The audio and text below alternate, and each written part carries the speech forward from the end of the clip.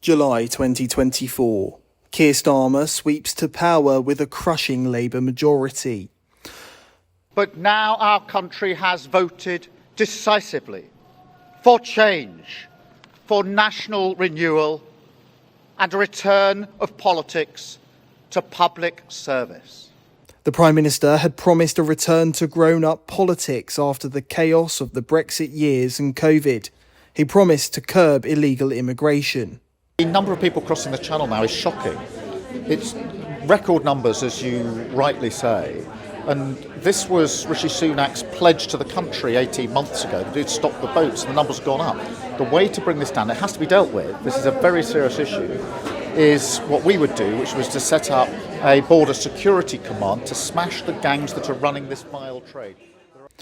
Fix the NHS. If I am, elected in to serve as Prime Minister, my job is to bring those waiting lists down. The NHS may be in a critical condition, but its vital signs are strong.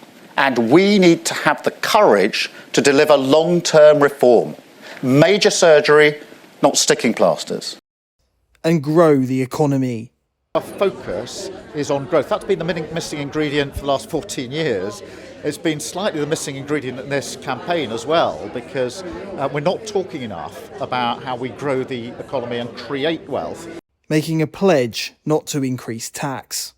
We have been very clear that for working people, we are not going to increase their taxes. So that means we are not increasing income tax, national insurance or VAT. And that is because I think the burden on working people is too high. The tax burden under this government is at a 70-year high. And that is why our plans are fully costed, fully funded. They do not involve tax rises over and above the ones that we've set out in relation to non-dom status, private equity, loopholes, VAT on private schools, and of course a windfall tax on oil and gas companies. So they're the rises we will put in place.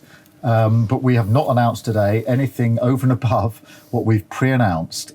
So none of the plans today in our manifesto for growth, for wealth creation, require us to raise other taxes.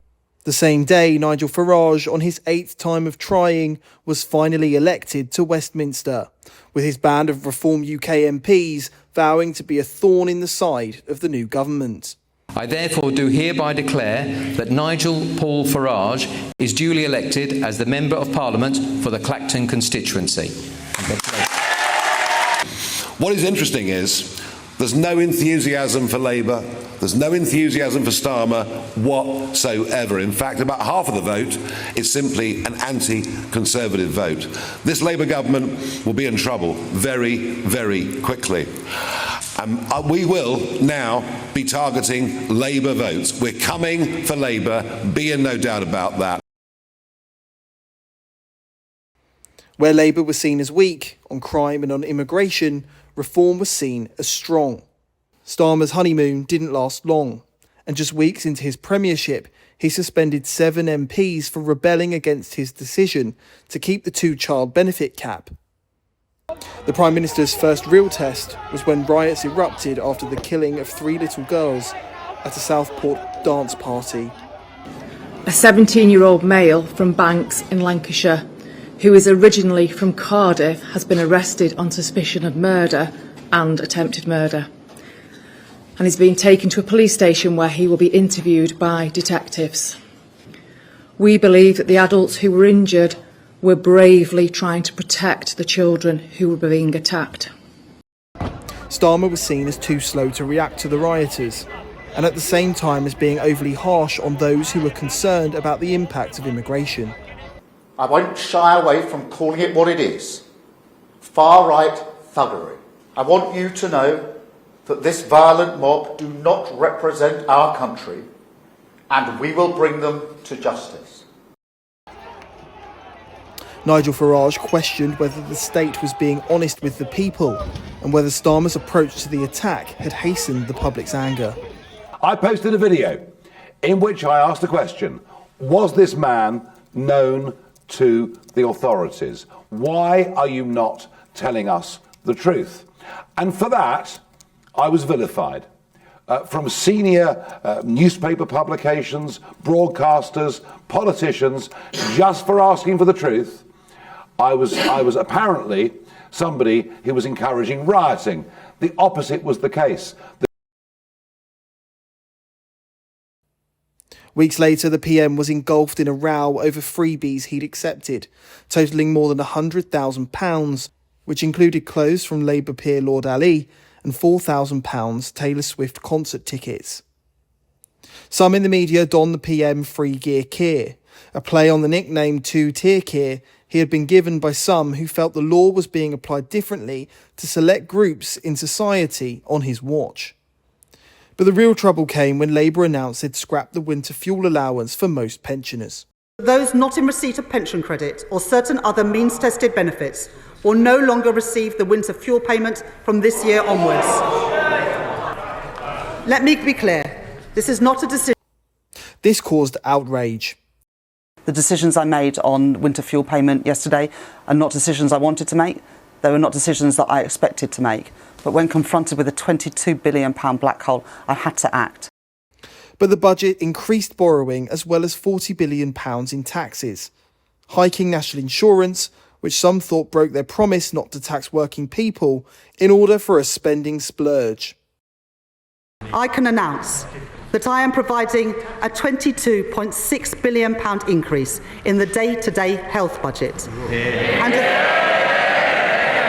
a £3.1 billion increase in the capital budget over this year and next. This is the largest real terms growth in day-to-day NHS spending outside of COVID since 2010.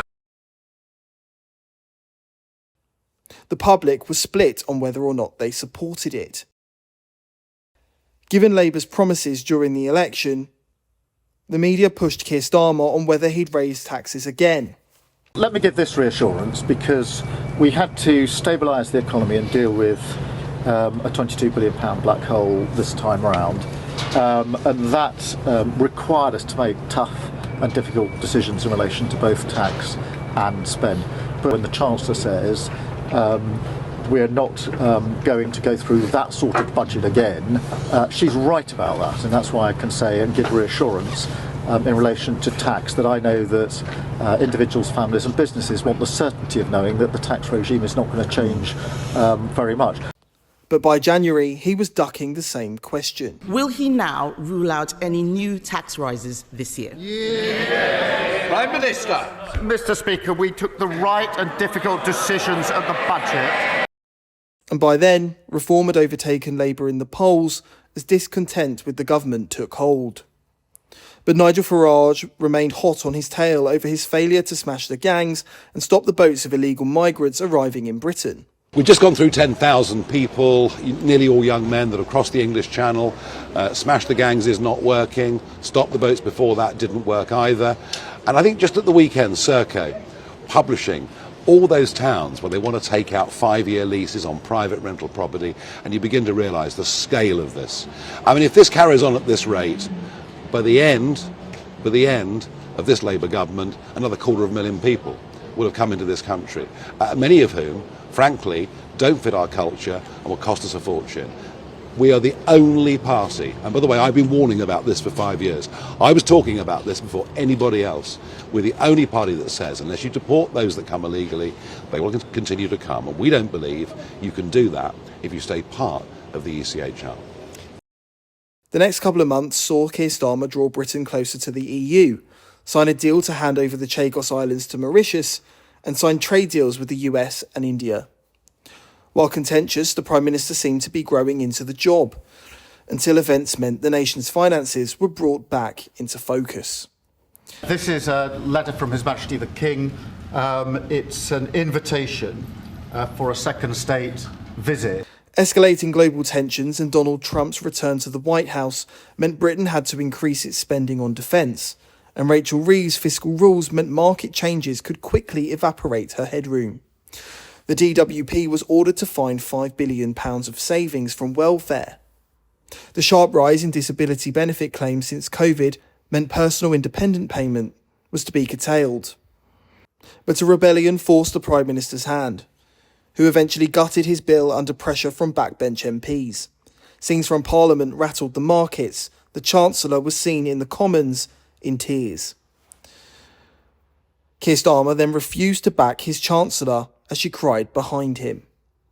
With rivals circling and the widespread perception the Prime Minister had lost control of his party, on the eve of his first year in office, the most popular political bet in Britain is now that the PM will not see out 2025.